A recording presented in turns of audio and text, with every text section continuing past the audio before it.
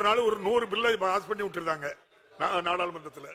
பேரத்தில் 2023 ஆண்டு நாடாளுமன்றத்தில் கனிம திருத்த சட்டத்தை கொண்டு வந்து 2023 ஆண்டு இப்ப இல்ல தெரிவித்து அவர்கள் ஆன காரணத்தால் தான் இந்த தீர்மானத்தை கொண்டு வந்திருக்கிறோம். என்னங்க அடுத்து பேசக்கூடாதா? பேசுங்க, மக்களுடைய பிரச்சனைங்க சட்டமன்றத்தில் பேசி பேரவைத் தலைவர்களே நீங்க அந்த ஆசனத்தை அலட்சியம் என்பது தவறா சொல்லல. அலட்சியம் என்பது அன்பர்கள் அதாவது எதுக்கு பேசுறீங்க? எதுக்கு தீர்மானங்களை எல்லாம் பேச விட்டுட்டு ஜாதிக்கு படிலாம் இப்படிதான் பேசி ஆகணும். வேற எப்படி பேச முடியும்? என்ன பேச முடியும்? உங்களுக்கு சரக்கு இருந்தாலும் பேச முடியும். முதலமைச்சர் ஒன்றுக்கும் பயன்படுத்தாண்டா. அது நீங்க இப்படி பேசுற என்ன அர்த்தம்? நீங்க சரியான முறையில் ஊழல் என்ன சட்டமன்றம் தானே? ஒரு மூத்த உறுப்பினர் மற்றவருக்கு வழிகாட்டியா இருக்கணும். அதை விட்டுட்டு என்ன இதுக்கெல்லாம் பயப்பட மாட்டேங்க. மக்களுடைய பிரச்சனை உயிரை கொடுத்தாலும் காப்பாற்றுவாங்க. நீங்களும் அதே வார்த்தை நடக்காது.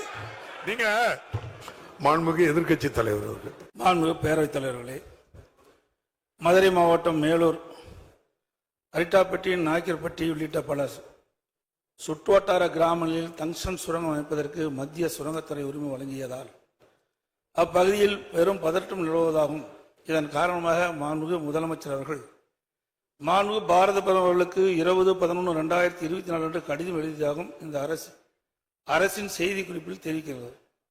அக்கடிதத்தில் 3/10/2023 அன்று மாண்புமிகு நீர்வளத்துறை அமைச்சர் ஒரு கடிதம் எழுதியதாகவும் அதற்கு மத்திய அரசிடமிருந்து 2/11/2023 பதில் பெறப்பட்டுள்ளதாகவும் தெரிவித்து இவ்விரு கடிதங்களில் உள்ள முழு விவரங்களும் தெரிவிக்கப்படவில்லை. இதுவரைக்கும் 2 கடிதமே தெரிவிக்கல. எங்களுக்கு கிடைத்த தகவலின்படி mines and minerals development and regulation act MMDR act சுரங்கம் மற்றும் கனிமங்கள் வளர்ச்சி மற்றும் ஒழுங்குமுறை 2023 ஆண்டு திருத்தச் சட்டம் 17/8/2023 முதல் அமலுக்கு வந்துள்ளதாக மத்திய அரசு அனைத்து மாநில அரசுகளுக்கும் 2023 ஆண்டு செப்டம்பர் மாதமே கடிதம் எழுதியுள்ளதாக தெரிகிறது. மேலும் மத்திய அரசு கொண்டு வந்துள்ள இந்த திருத்தச் சட்டத்தில் பிளாட்டினம், டங்ஸ்டன் போன்ற 20 அரிய வகை கனிமங்கள் கிரிட்டிக்கல் மினரல்ஸ் என்று அறிவித்து அவைகளில் ஏல முறைகளை மத்திய சுரங்கத்துறையை செயல்படுத்தும் என்றும் குறிப்பிட்டுள்ளதாக தெரிகிறது. இதன் மூலம் மத்திய அரசு அதிமுக்கிய கனிமங்கள் பட்டியலில் டங்ஸ்டன் கொண்டு வரப்பட்டுள்ளதாக கடந்த ஆண்டு செப்டம்பர் மாதம் எழுதிய கடிதத்தில் தெளிவாக குறிப்பிட்டிருப்பதாக தெரிய வருகிறது. அப்படி எண்ணில் 3/10/2023 அன்று மாண்புமிகு நீர்வளத்துறை அமைச்சர்கள் மத்திய சுரங்கத்துறைக்கு எழுதிய கடிதத்தில் இந்த அரசின் எதிர்ப்பை பதிவு செய்துள்ளார் என்பதை அறிய விரும்புகின்றேன். இந்த சட்ட திருத்தம் நாடாளுமன்றத்தில் கொண்டு வரப்படும் போது திராவிட முன்னேற்ற கழகத்தைச் சேர்ந்த எம்பிக்கள் மற்றும் அதன் கூட்டணி கட்சியைச் சேர்ந்த எம்பிக்கள் முழு அளவில் அழுத்தம் கொடுத்து அங்கேயே சட்ட திருத்தத்தை தடுத்து நிறுத்தியிருக்கலாம். அதை செய்ய இந்த அரசு தவறிவிட்டது. எப்பொழுது பார்த்தாலும் நாங்கள் அதிகமான நாடாளுமன்றங்களை கொண்டிருக்கின்றோம் என்று சொல்கிறீர்கள். தமிழ்நாடு மக்கள் பாதிக்கக்கூடிய எந்த ஒரு திட்டமும் மத்திய அரசால் நிறைவேற்றப்படுகின்ற பொழுது அதை தடுத்து நிறுத்துகின்ற நிலையிலே நம்முடைய நாடாளுமன்றத்தில் இருந்திருக்க வேண்டும். அந்த பணியை அவர்கள் செய்ய தவற விட்டுவிட்டார்கள். சட்ட முன்வடிவிலேயே மிக கடுமையான எதிர்ப்பை திராவிட முன்னேற்ற நம்முடைய மாண்புமிகு முதலமைச்சரான தலைமையில் இருக்கக்கூடிய அரசு ஏற்கனவே தெளிவாக தெரிவித்திருக்கு. பல சட்டங்கள் விவாதம் இல்லாமலே அங்க வந்திருக்கு. இது விவாதத்துக்கு வந்தாங்கிறதே பெரிய கேள்வி. எதிர்ப்பு தெரிவிச்சு சொல்றீங்களா? மாண்பு பேரவைத் தலைவர் அவர்களே, இதே போல்தான் மாண்பு அம்மாவுடைய அரசு இருந்த பொழுது காவிரி நதிநீர் பிரச்சனை சம்பந்தமாக உச்ச நீதிமன்றம் அளித்த தீர்ப்பை அப்பொழுது இருந்த மத்திய அரசு நிறைவேற்ற காலதாமதம் செய்த காரணத்தினால் அதை நிறைவேற்ற வேண்டும் என்று அனைத்து இந்திய அண்ணா திராவிட முன்னேற்ற கழக நாடாளுமன்ற 37 பேர் தொடர்ந்து 22 நாட்கள் அவையை ஒத்திவைக்கின்ற ஒரு சூழலை உருவாக்கணும். அப்படி மாநில உரிமை பறிபோகின்ற பொழுது தேர்ந்தெடுக்கப்பட்ட நாடாளுமன்றங்கள் அங்க தகுந்த அழுத்தத்தை கொடுத்திருக்கணும். மெஜாரிட்டி நிறைவேற்றப்பட்ட நம்ம சந்திக்கிறோம்ல, பாதிக்கப்பட்டது தமிழ்நாடு மக்கள் தானே. அதை நிறைவேற்ற வேண்டிய கடமை உங்களிடத்தில் இருக்கின்றது. அதுக்குதான் நாடாளுமன்ற தமிழ்நாட்டு மக்கள் தேர்ந்தெடுத்து அனுப்பிச்சு வச்சிருக்கிறாங்க. சட்டம் நிறைவேற்றப்பட்டு விட்டது. அந்த சட்டத்தின் அடிப்படையில் அவர்கள் அந்த சுரங்க ஏலத்தை நடத்துகின்றார்கள். மாண்புமிகு முதலமைச்சர் அவர்கள் 20/11/2022 பாரத பிரதமருக்கு எழுதிய கடிதத்தில் இந்துஸ்தான் ஜிங்க் லிமிடெட் நிறுவனத்திற்கு வழங்கப்பட்ட டங்ஸ்டன் சுரங்க உரிமையை உடனடியாக ரத்து செய்துவிடவும், சம்பந்தப்பட்ட மாநில அரசின் அனுமதியின்றி சுரங்க உரிமை இலக்கத்தை மேற்கொள்ளக்கூடாது என்றும் வலியுறுத்தியுள்ளதாக அரசு செய்தி வெளியீட்டில் தெரிவிக்கப்பட்டுள்ளது. மேலும் அந்த செய்தி குறிப்பிலேயே மாண்புமிகு நீர்வளத்துறை அமைச்சர்கள் கடந்த ஆண்டு அக்டோபர் 3ஆம் தேதி 3/10/2023 மத்திய அரசுக்கு கடிதம் ஒன்றை எழுதியிருந்ததாகவும், அந்த கடிதத்திற்கு உடனடியாக 2/11/2023 என்று பதிலளித்த மத்திய சுரங்கத்துறை மாநில அரசின் கோரிக்கையை நிராகரித்ததாகவும் தெரிய வருகிறது. மத்திய நீர்வளத்துறை அமைச்சர் 3/10/2023 கடிதமும், அதற்கு மத்திய சுரங்கத்துறை அமைச்சர் 2/11/2021 பதில் கடிதங்கள் வழங்கப்பட்டதில் அதன் முழு விவரம் இதுவரைக்கும் தெரிவிக்கல. தனி தீர்மானத்தில் நீங்க கொண்டு வரல. மேலும் மத்திய அரசு இந்த ஆண்டு 2024 பிப்ரவரி டங்ஸ்டன் சுரங்கத்திற்கு ஒப்பந்த புள்ளி வெளியிட்ட பொழுது இந்துஸ்தான் ஜிங்க் லிமிடெட் நிறுவனம் டங்ஸ்டன் சுரங்க உரிமையை இறுதி செய்யப்படும் வரை, அதாவது 7/11/2024 வரை சுமார் 10 மாதங்கள் இந்த அரசு அமைதியாக இருந்துள்ளது. ஏன்னா 10 மாத காலம் இடைவெளி இருக்குது. அப்பொழுதாவது தங்களுடைய எதிர்ப்பை தெரிவிச்சிருக்கலாம், அது வரைக்கும் தெரிவிக்கவில்லை.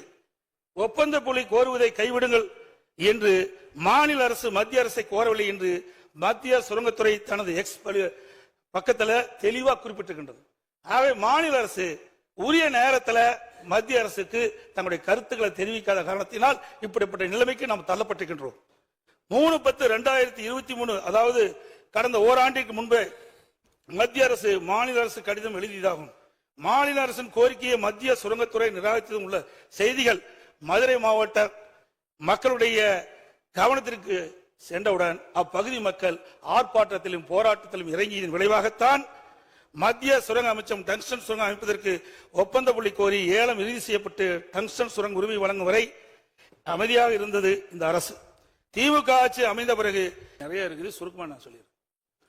கனிம வளத்தை வியாபார நோக்கில் ஊக்குவிக்கும் வகையில் இந்த அரசே 2024-25ஆம் ஆண்டு இயற்கை வளங்கள் துறை கொள்கை விளக்க குறிப்பில் பக்க எண் 17 மதுரை மாவட்டத்தில் டங்ஸ்டன் அதிக அளவில் உள்ளதாக தெரிவிக்கப்பட்டிருக்கின்றது. மதுரை, மேலூர், அரிட்டாப்பட்டி, நாய்க்கர்பட்டி உள்ளிட்ட பல சுற்றுவட்டார கிராமங்களில் டங்ஸ்டன் சுரங்கம் அமைந்தால் தங்கள் வாழ்வாதாரம் பாதிக்கப்படும் என்பதை உணர்ந்து பல்லாயிரக்கணக்கான மக்கள் விழித்துக் கொண்டு அவர்கள் சாலை மறியல் போராட்டம், ஆர்ப்பாட்ட போராட்டம் பட்டியலில் ஈடுபட்டவுடன் இந்த அரசு வேறு வழியின்றி முதலமைச்சர் அவர்கள் பாரத பிரதமருக்கு கடிதம் எழுதியுள்ளதாக தெரிகிறது. மேலும் டங்ஸ்டன் சுரங்கம் அமைக்கப்பட்டால் மேலூரை சுற்றியுள்ள கிராமங்களை கவட்டையம்பட்டி, எட்டிமங்கலம், வள்ளாளப்பட்டி, அரிட்டாப்பட்டி, கிடாரிப்பட்டி மற்றும் நரசிங்கப்பட்டி ஆகிய கிராமங்கள் பாதிப்புள்ளாகும் என்றும், அவற்றில் அரிட்டாப்பட்டி ஒரு பல்லுயிர் பெருக்க வரலாற்று தலம் என்றும், இது குடவரை கோயில்கள், சிற்பங்கள், சமண சின்னங்கள், தமிழ் பிராமி எழுத்துக்கள் மற்றும் பஞ்சபாண்டவர் கல் படுக்கைகள் உள்ளிட்ட தொல்பொருள் நினைவு சின்னங்கள் பிரபலமானது என்று குறிப்பிட்டு தற்போது பிரதமருக்கு கடிதம் எழுதியுள்ளதாக சுரங்க ஏலம் விடப்பட்டிருக்கின்றது.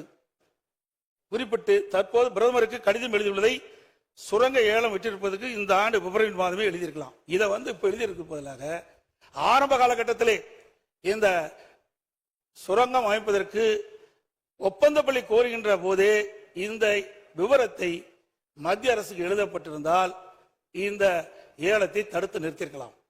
இந்த டங்ஸ்டன் சுரங்கத்தால் பாதிக்கப்படக்கூடிய வேலூரை சுற்றியுள்ள சுமார் 25 கிராமங்கள் நவம்பர் மாதம் நடைபெற்ற கிராம சபை கூட்டத்தில் டங்ஸ்டன் சுரங்கம் அமைப்பதற்கு எதிர்ப்பு தெரிவித்து தீர்மானம் நிறைவேற்றப்பட்டதையும் இந்த மாவட்ட ஒரு கருத்தை கேட்டுக்கிட்டு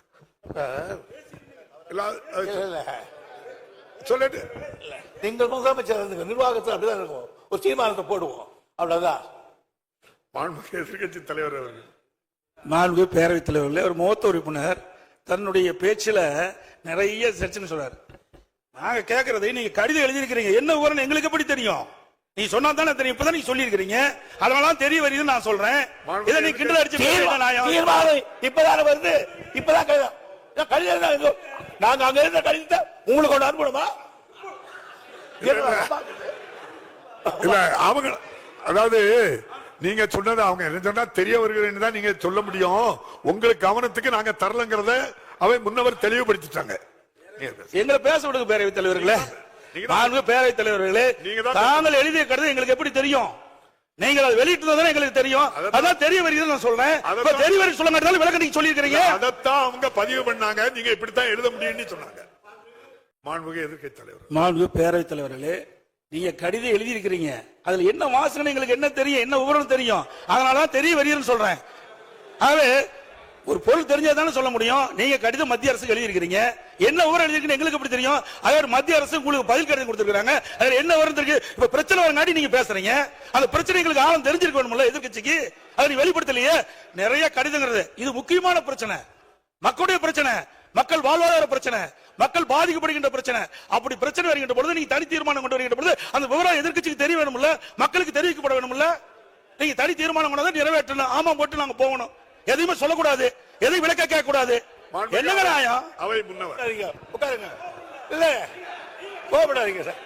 மாண்பு பேரவைத் தலைவர்களே, இது ஒரு முக்கியமான பிரச்சனை, அங்க இருக்கிற மக்களுடைய வாழ்வாதார பிரச்சனை. அதை தான் நான் முன்னிறுத்தி நான் பேசிக்கிட்டு இருக்கிறேன். அதாவது பிப்ரவரி மாசமே ஒப்பந்த புள்ளி கோரப்பட்டு விட்டது. 10 மாசம் என்ன பண்ணீங்க? அரசாங்கம் தான் நடத்திட்டு இருக்கிறீங்க. அப்படி அரசாங்கம் நடத்திக்கிட்ட பொழுது மக்களுடைய பிரச்சனை வருகின்ற பொழுது அதை தட்டி மத்திய அரசு கேட்க வேணும்ல. நீங்க எந்த வித கடிதமும் எழுதவில்லை மத்திய அரசுக்கு. இந்த சுரங்கத்தை தடுத்து நிறுத்த வேண்டும் என்று எந்த கடிதமும் மத்திய அரசுக்கு எழுதவில்லை என்று எக்ஸ் வலைதளத்தில் மத்திய சுரங்கத்துறை அமைச்சர் வந்து வெளியிட்டு இருக்காங்க. அதுக்கு என்ன பதில் கொடுக்க போறீங்க? உங்களுடைய எதிர்ப்பு தெரிவிக்கலையே. தெரிவிச்சிருந்தா இந்த பிரச்சனை வந்திருக்காது. நாங்க தடுத்து நிறுத்தணும் அவர் சொல்றாரு. மாண்பு பேரவைத் தலைவர்களே, மாண்பு முதலமைச்சர் நான் சொன்ன கருத்தை தவறாக புரிந்துவிட்டார். மாண்புமிகு நீர்வளத்துறை அமைச்சர் மத்திய சுரங்கத்துறை அமைச்சருக்கு எழுதிய கடிதம், மத்திய சுரங்கத்துறை அமைச்சர் நீர்வளத்துறை அமைச்சருக்கு எழுதிய கடிதத்தை தான் குறிப்பிட்டேன். இந்த 2 கடிதம் வெளியில் சொல்றான். மாண்பு பாரத பிரதமருக்கு மாண்பு முதலமைச்சர் எழுதிய கடிதத்தில் நீங்கள் இந்த சுரங்க ஏலத்தை ரத்து செய்யணும்னு கேட்டுக்கிறீங்க. அந்த இது வந்து சுரங்கத்துறை அமைச்சருக்கு போய் சுரங்கத்துறை எக்ஸ் வலைதளத்தில் சொல்லியிருக்கிறாங்க. என்ன, நாங்க ஏலம் விடுவதற்கு ஒப்பந்த புள்ளி கோரணும். அப்பொழுது 10 மாசம் இருந்தது. ஏன் இதை தடுத்து நிறுத்துவதற்கு நீங்கள் எந்தவித தகவலும் மத்திய அரசு கொடுக்கவில்லை. எக்ஸ் வலைதளத்தில் வெளியிட்டிருக்காங்க. முதலமைச்சர் எழுதிய கடிதத்திற்கு மத்திய சுரங்கத்துறை அமைச்சகம் பதில் கொடுத்திருக்குது. அதுக்கு தான் நான் கேட்கிறேன், 10 மாத காலம் நீங்க என்ன செஞ்சீங்க? அப்பவே செஞ்சிருந்தா இதை நான் பேசிடுங்க. அப்பொழுதே இதற்கு உரிய அப்புறம் நீங்க பதில் எழுதலன்னு கேட்டிருக்கீங்க. இதை அப்பொழுதே தடுத்து நிறுத்திருக்கலாம். அதுதான் நான் சொல்ல வரேன். நீங்க 10 மாத காலமாக இந்த அறிவிப்பு வெளிவந்த ஒப்பந்தம் வெளியிட்ட பிறகு டங்ஸ்டன் சுரங்கம் அமைப்பதற்கு ஒப்பந்தம் கோரப்பட்டு 10 மாத காலமாக நீங்கள் எங்களுக்கு எந்த தகவலும் கொடுக்கப்படவில்லை அப்படி என்று எக்ஸ் முதலமைச்சர் எழுதி கடிதத்திற்கு எக்ஸ் வலைத்தளத்தில் மத்திய சுரங்கத்துறை அமைச்சகம் கொடுத்திருக்குது. அதுதான் நான் கேட்கிறேன். அவை முன்னவர் நீங்க பேரத்தில் அதான் நான் குறிப்பிட்டேங்க. இங்க பேசி பிரயோஜனம் இல்ல, நாடாளுமன்றத்தில் பேச வேணும். நாடாளுமன்றத்தில் கனிம வள திட்டத்தை முதலமைச்சர் மாண்புமிகு பேரவைத் தலைவர்களே, மாநிலத்தினுடைய உரிமை பறிபோகின்ற பொழுது அதற்கு ஏற்றவாறு நாடாளுமன்றத்திலே நம்ம நாடாளுமன்றம் அழுத்தம் கொடுத்திருக்கணும். அவை ஒத்துழைக்கின்ற அளவிற்கு அழுத்தம் கொடுத்தா தான் அது நடக்கும். சட்டம் நிறைவேறியாச்சு. இப்ப சட்டம் நிறைவேறின பிறகு நீங்க தீர்மானம் கொண்டு வந்து என்ன செய்ய போறீங்க சொல்லுங்க. தீர்மானத்தை ஒரு முறை நிறைவேற்றும். மாண்புமிகு எதிர்க்கட்சி தலைவர் அவர்கள், மாண்புமிகு பேரவைத் தலைவர், அதை எதிர்க்கு நான் தான் ஆரம்பத்திலே சொன்னேன். பிப்ரவரி 2024 பிப்ரவரி மாதம் டங்ஸ்டன் சுரங்கம் அமைப்பதற்கு ஒப்பந்தம் கோரப்பட்டு 10 மாத காலமாக என்ன செஞ்சீங்க? எதுவுமே செய்யலையே. இப்ப எடுக்கிற நடவடிக்கை அப்பவே எடுத்திருந்தா இதை தடுத்து நிறுத்தி இருக்கலாம் நான் சொல்றேன். அது மட்டும் இல்ல, ஒரு சட்டம் மத்திய அரசு கொண்டு வருகின்ற பொழுது மாநில உரிமை பாதிக்கப்படுகின்ற பொழுது அங்க அழுத்தம் கொடுத்தே ஆகணும். அதுக்கு தானே எம்பி போறாங்க. சும்மா நான் எழுத்தேன் நிறைவேறிட்டு அப்புறம் ஏன் கொண்டு வரீங்க? என்ன பிரயோஜனம்? முதலமைச்சர் பேரவைத் தலைவர்களே, அரசுடைய அலட்சியத்தால் இன்றைக்கு அவன் பகுதி மக்கள் பாதிக்கப்படுறாங்க. அதைத்தான் நான் சொல்றேன். தலைவர்களே, இதுவரை அலட்சியமா இருந்துவிட்டு இப்படி பதில் சொல்வது சரியல்ல. ஏனென்றால் ஒரு அரசாங்கம் அவ்வப்போது விழித்துக் கொண்டு மக்களுக்கு பிரச்சனை ஏற்பட்டு தீர்த்து வைக்கணும். அலட்சியமா இருந்தாங்கிற அவை குறிப்பிலிருந்து நீக்கிறேன். அரசு சரியான முறையில் நடவடிக்கை எடுத்திருந்தா ஆரம்ப காலகட்டத்தில் தடுத்திருக்கலாம் சொல்றேன். அதுதான் இத்தனை வரைக்கும் பேசிட்டு இருக்கிறேன். வேற என்னது நாங்க சொல்றோம்? அது மட்டும் இல்ல, இதுல சில முக்கியம். முதலமைச்சர் இப்ப கடிதம் எழுதியிருக்கிறார். இது ஒப்பந்த புள்ளி விடுகின்ற பொழுதே கடிதம் எழுதியிருந்தா இது நிறுத்தப்பட்டிருக்கும். மாண்பு பேரவைத் தலைவர்களை இது ஆரம்ப காலகட்டத்திலேயே நடவடிக்கை எடுத்தா தடுத்து நிறுத்திருக்கிறதா சொல்றேன். என்ன கத்துறீங்க? எதிர்க்கட்சி என்ற முறையில் எங்களுடைய மக்களுடைய பிரச்சனையை அரசுடைய கவனத்திற்கு கொண்டு வருவது எங்களுடைய கடமை. அந்த அடிப்படையில் தான் சொல்றேன். நீங்க அலட்சியமா இருந்த காரணத்தினால்தான் இவ்வளவு பிரச்சனை ஏற்பட்டிருக்குது. நீங்க முன்கூட்டியே சரியான முறையில் நடவடிக்கை எடுக்கப்பட்டிருந்தா அப்பொழுது இவ்வளவு பிரச்சனை வந்திருக்காதுதான் சொல்றேன். ஒண்ணு என்ன, எந்த இடத்துல கூட ஆளுங்கட்சி அதுக்கு சாதகமான ஒரு வார்த்தைய எழுதல, பேசல, அலட்சியமும் இல்ல. பார்லிமெண்ட்லயும் பேசிருக்காங்க. நீங்க என்ன நிறைய பேரவைத் தலைவரை நீங்க பதில் சொல்லிட்டீங்க. எல்லாம் மந்திரி சொல்ற பதில் நீங்க சொல்லிட்டீங்க. பேசுறதையும் நான் சொல்லியிருக்கேன். அப்புறம் பிப்ரவரி தெளிவா பதிவு பண்ணிருக்கீங்க. ஒரே என்னங்க